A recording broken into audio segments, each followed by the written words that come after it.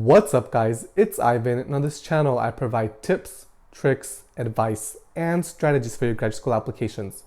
So if you are new here, consider subscribing.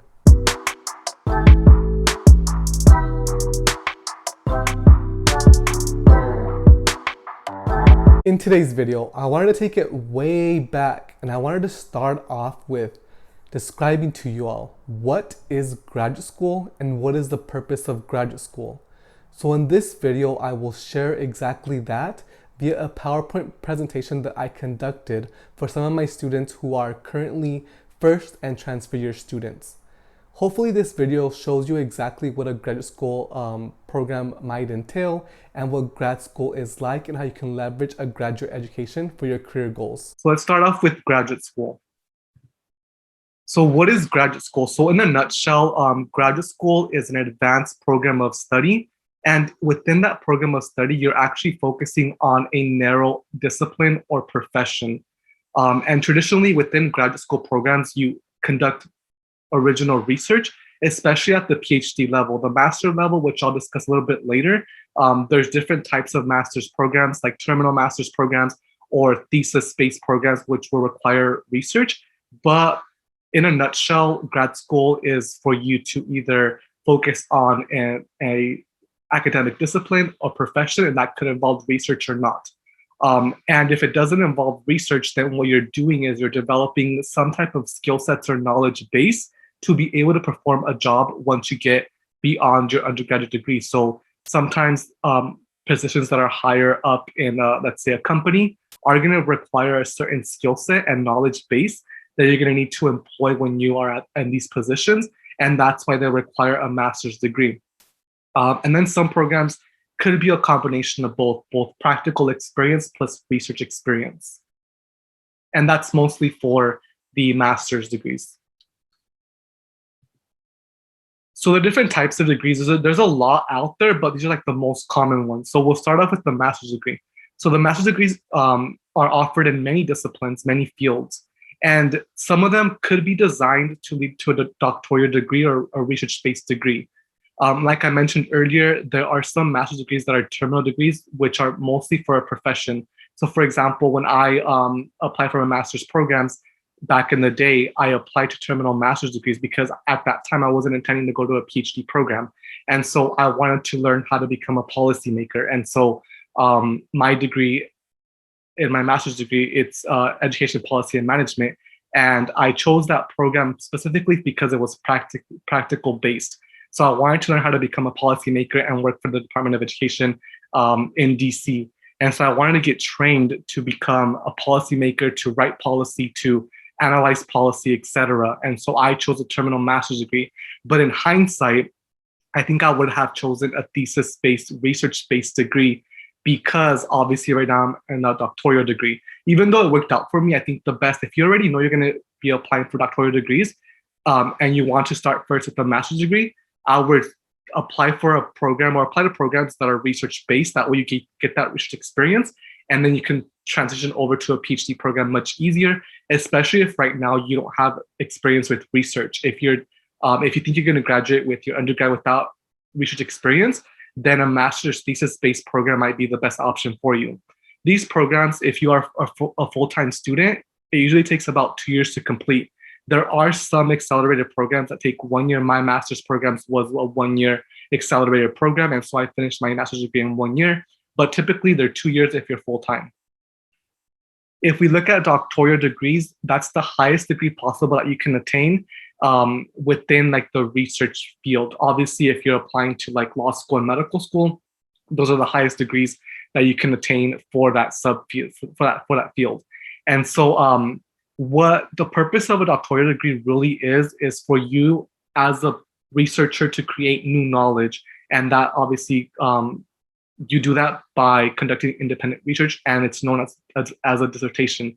And so the purpose is for you to create new knowledge, in a certain field that's very narrow, and then you use that to kind of build your career off of. Usually doctoral degrees takes about 5 to 7 years, depending on the discipline. Obviously, some of like I would say humanities disciplines take a little bit longer. My program right now that I'm currently in education studies takes about 5 years. There are some programs that take 4 years. I know if you go international, for example, like the UK's, those are 3 years, and etc. So it does vary, but normally it takes about 5 to 7 years if you're a full-time student. Then there's some degrees called specialist degrees, and these degrees are attached usually to a master's degree. And this will require you to complete additional coursework, training, or internship experience to get that specialist degree.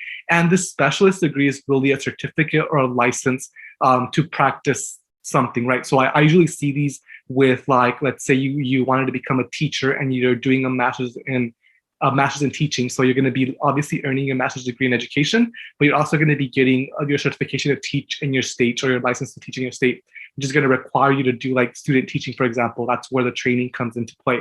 I see this a lot also if you want to become like a therapist, for example. If you're pursuing a master's in psychology, you're going to need to be trained to become a licensed therapist, and that's where the specialist degree comes with. It's obviously attached to that master's degree, but sometimes it takes like an additional year to complete. So your master program might be 3 years because you're also getting a specialist degree and completing coursework. Usually completing training or internship experience. So usually that last year, the third year, is where you'll do your internship or your training because it requires a lot of hours to complete. So general application requirements for graduate school are going to come in the form of a application form. So where you put in your demographic information, they might ask you about your work experience. They're going to ask you about your standardized testing scores, so GREs usually. They're going to be asking for just a bunch of demographic information. Then a lot of these applications do have a fee attached. So it does get expensive, especially if you're applying to, like, let's say 10 programs like I did. There is this, and the reason why I applied to 10 programs is because there is a stat out there. I'll probably have to pull it up for you.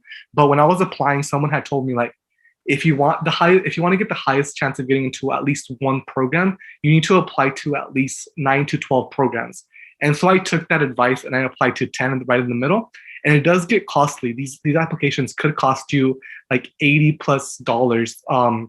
And so you want to make sure that now, as a third-year student, you start looking for opportunities where you can get a fee waiver, for example.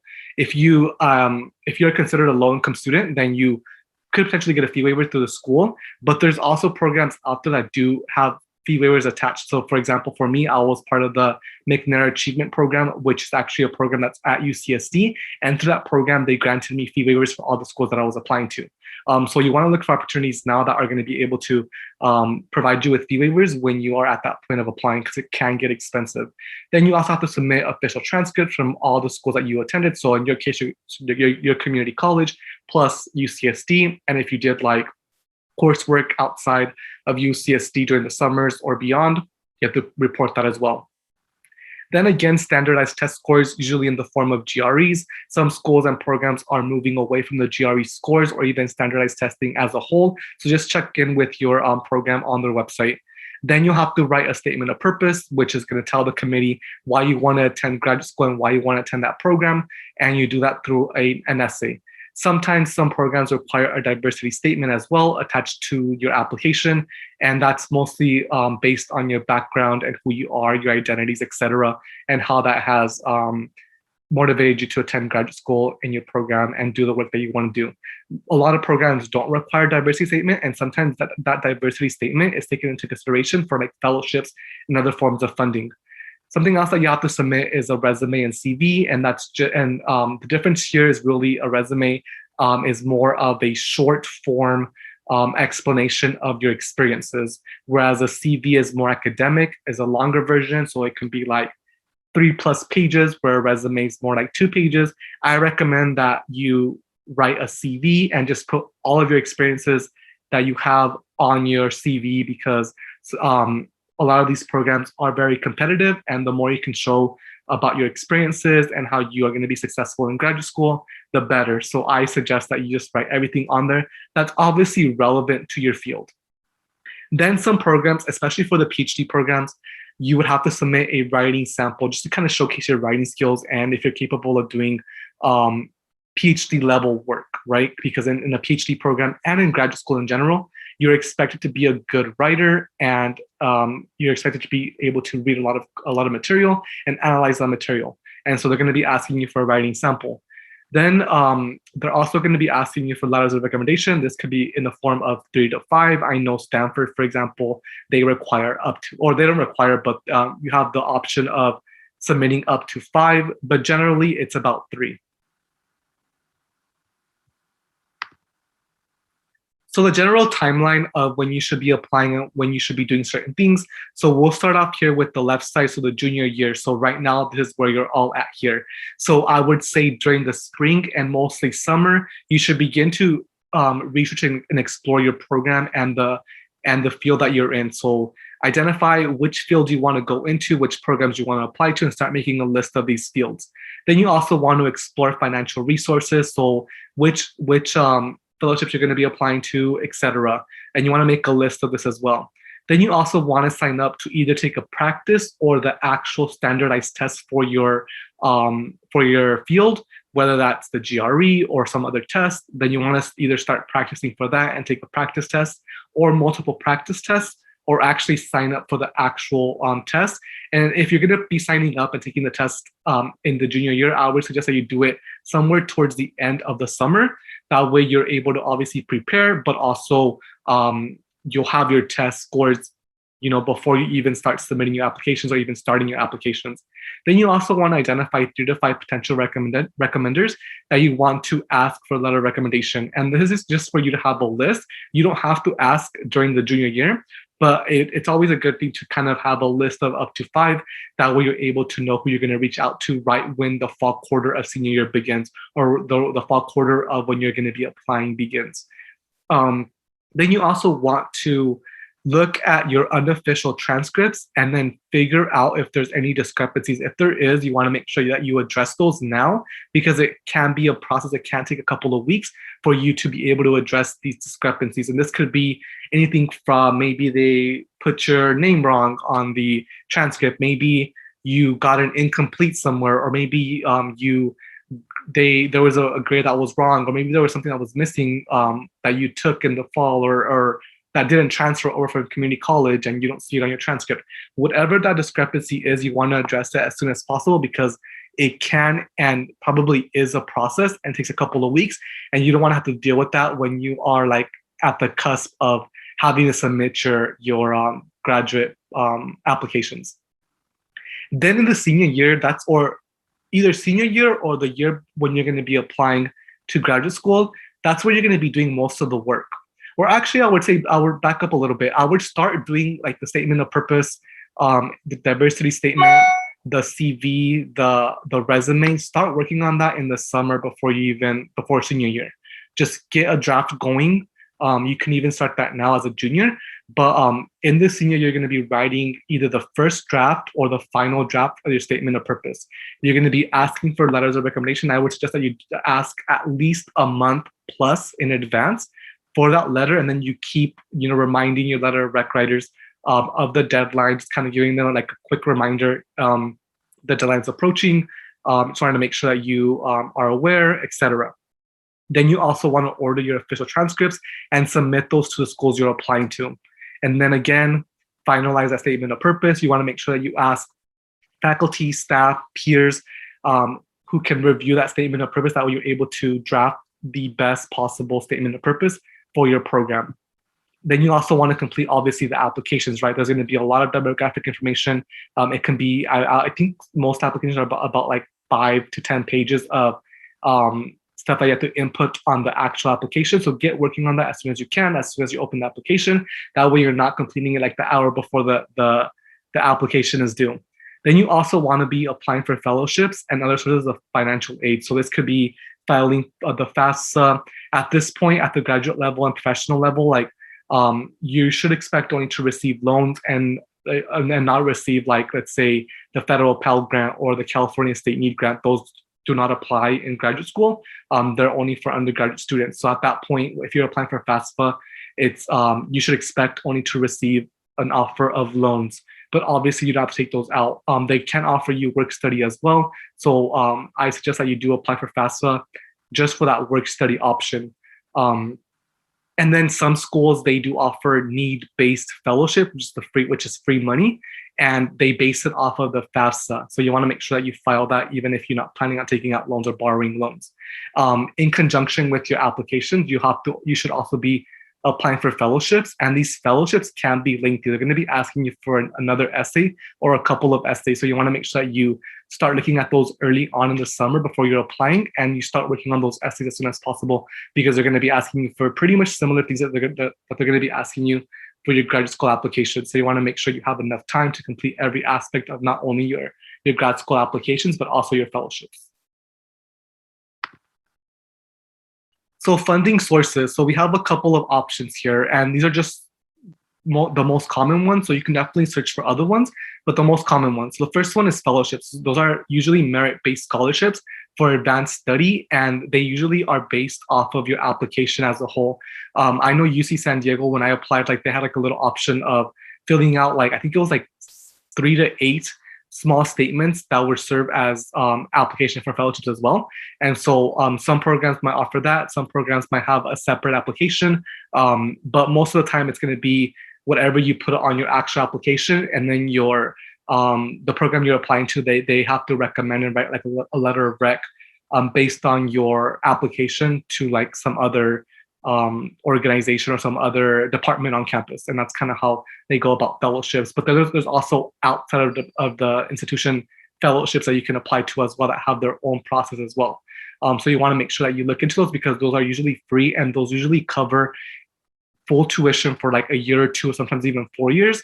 And they also give you a stipend where you don't have to work. So ideally, if you're applying for grad school, PhD, or master's, aim for those fellowships, because they're going to give you money where you don't have to work. That's like the best option right now. I don't have a fellowship, so I have to work. And that jumps into our second point here. So assistantships. So you can be a TA, a teacher assistant, you can work on research, you can be a reader. And these usually, in order for you to get this thing called tuition remission, which means that you get tuition paid for, you have to work at least 20 hours per week. And this can be a combination of any of these three, or it can be just one sole position. For me personally, I combine two. So I'm a researcher with CASP, and I work obviously with these OLCs, but then I'm also a teacher assistant for a course. And so I split my time 10 and 10, and I get tuition remission, so I don't have to pay for tuition. And I get, I wouldn't call it a stipend, I get paid a certain amount for doing these two jobs. And so that's kind of how I pay for my grad school. But if I try to apply for fellowships, but they're very competitive. So you want to make sure you start early. I didn't start early, but that's going to be the most ideal. But there is options of assistantships if you don't get fellowships. Then there's also the option of scholarships, which is mostly outside scholarships that you can like maybe tap into your community. So if you come from a community and they offered scholarships specifically for people that graduated from certain high schools, or specifically for people that are from certain locations, apply for those scholarships as well. That way, even if it's a small amount, it does add up and it is support. So you want to make sure that you tap into that funding source as well. And then, like I mentioned earlier, the FAFSA is also an option. Although it's mostly going to be loans, there is the option of work study, which work study is kind of like free money, but you have to work for it, right? You're not going to get a lump sum right away if you get work study. So usually how that works is that on your award letter, they're going to offer you like a certain amount of work study based on your finances, based on your tax returns. But let's say they offer you $4,000 for the full year. Then they split that up into either semesters or quarters. And how that works is you're working towards meeting that amount. It doesn't mean that they're going to give you $4,000 right away when you get your award letter. You have the option of working up to $4,000 with an organization on campus or off campus that works with work study until $4,000, and that's kind of how it works. So you're not going to be getting money. Yeah, I'll get to questions once I'm done with the slide, which I'm almost done in the next one, and then we'll get into the questions in the chat. And then I see someone raise their hand, but I'll get to that in a little bit.